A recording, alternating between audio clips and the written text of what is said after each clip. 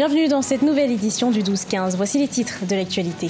En République démocratique du Congo, la députée nationale Adel Kahinda quitte le PPRD, le parti au pouvoir, pour rejoindre et prendre la direction de l'Alliance des démocrates chrétiens du Congo. Son départ se produit à 6 mois des prochains scrutins. L'Égypte s'attend à une meilleure dynamique économique qui porterait la croissance à 6 et 7% dans les prochaines années. Pour relancer son économie, le pays met en place un plan de réforme soutenu par le Fonds monétaire international. Et puis le Sénégal entre en lice ce mardi 19 juin 2018 à la Coupe du Monde qui se tient en Russie. Les Lions de Teranga affronteront la Pologne ce 19 juin à Moscou. Les deux équipes n'ont jamais joué l'une contre l'autre jusque-là. Mais tout d'abord, nouveau gouvernement au Tchad. Le premier gouvernement de la 4e République n'aura duré qu'une quarantaine de jours avant d'être remanié. Parmi les sortants figure le ministre d'État Jean-Bernard Padaré. Il est remplacé par Abdrahmane Mouktar Mahama au poste de ministre des Infrastructures, des Transports et du Désenclavement. Les postes clés comme la défense, les affaires étrangères, les finances ainsi que celui de la sécurité publique restent inchangés.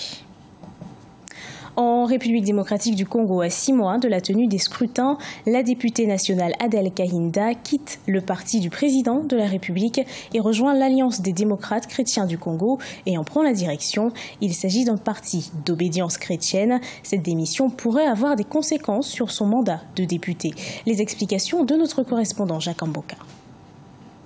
Députée nationale et cadre du peuple pour le développement et la reconstruction, Adel Kahinda a claqué la porte du parti présidentiel à 6 mois de la tenue des scrutins très attendus en République démocratique du Congo.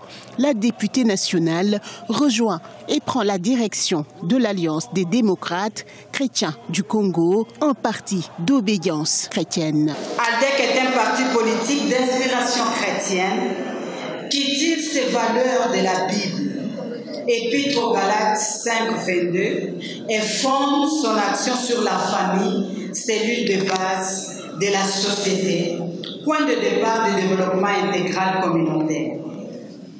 La famille doit bénéficier d'une prise en charge adéquate par des gouvernements successifs, aussi à travers les programmes menés que dans l'application des politiques éditées en faveur de ses membres.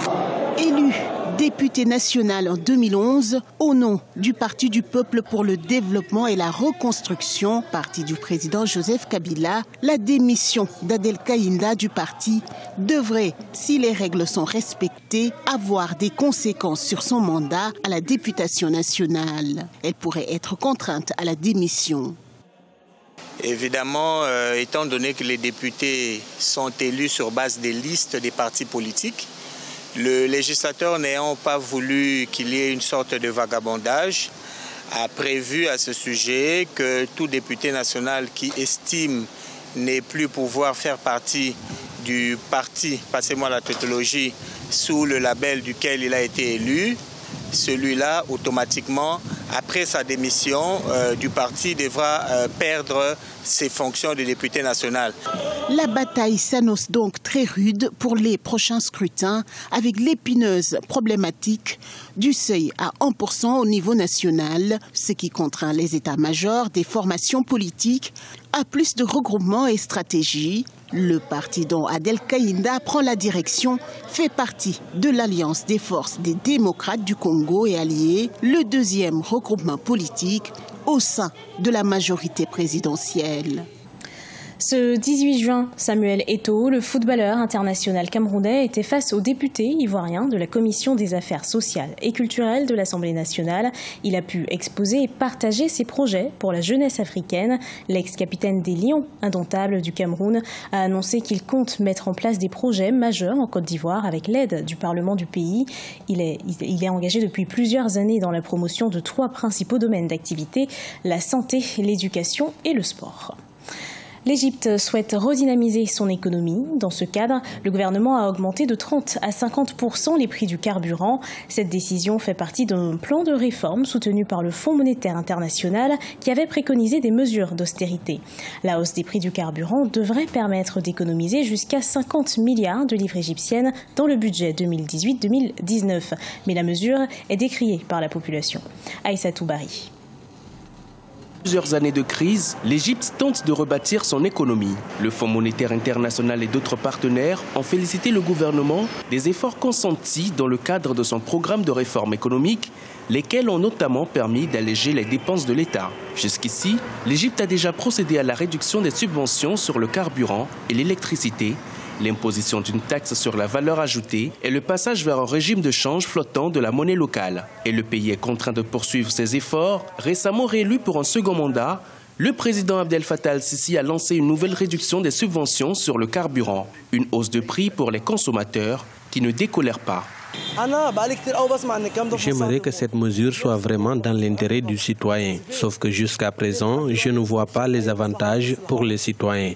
Tout ce que je vois, c'est que les gens sont fatigués. Je suis très en colère et beaucoup de gens le sont aussi. Personne n'est content et je crois personnellement que le pays est en train de plonger. Que Dieu nous protège dans les jours à venir.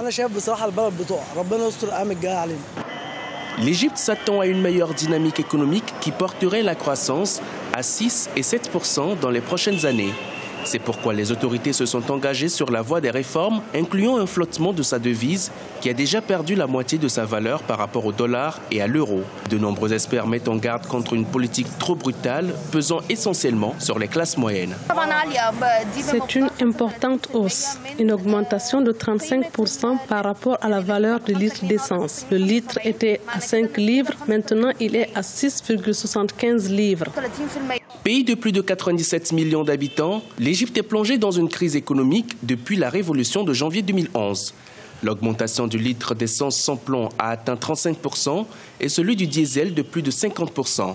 Prévue et redoutée depuis plusieurs semaines, cette augmentation s'inscrit sans doute dans le cadre du plan de réforme visant à alléger la dette du pays en réduisant notamment les subventions étatiques.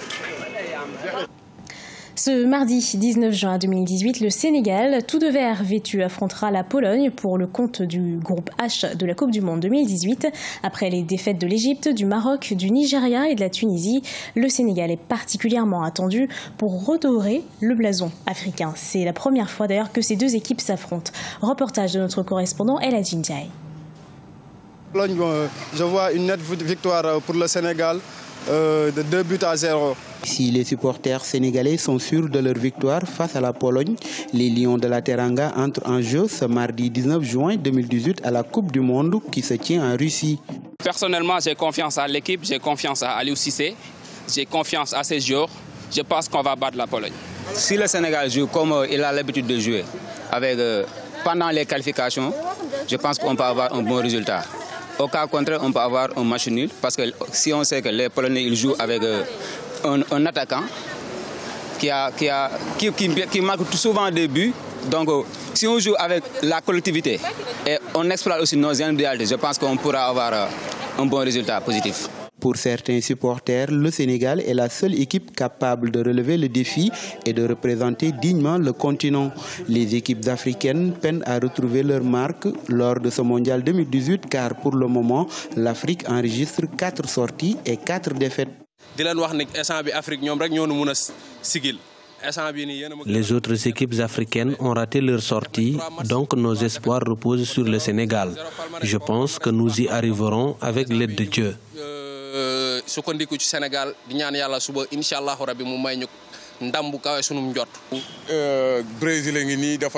Le Brésil a fait match nul face à la Suisse. Qui l'aurait cru? Tout simplement parce que la Suisse a mouillé le maillot, donc nous aussi nous devons faire de même. Se battre comme de vrais lions et gagner par 2-0. À Dakar, la capitale sénégalaise, le village de la Coupe du Monde est installé à la place de la Nation pour accueillir les supporters. Ici, les matchs sont retransmis sur des écrans géants. Pour rappel, le Sénégal partage le groupe H de la Coupe du Monde avec la Pologne, son premier adversaire, du Japon et de la favorite du groupe, la Colombie. Ce journal a été préparé par l'ensemble de la rédaction. Merci de l'avoir suivi. Retrouvez dans un instant une nouvelle édition de l'actualité sur Africa 24.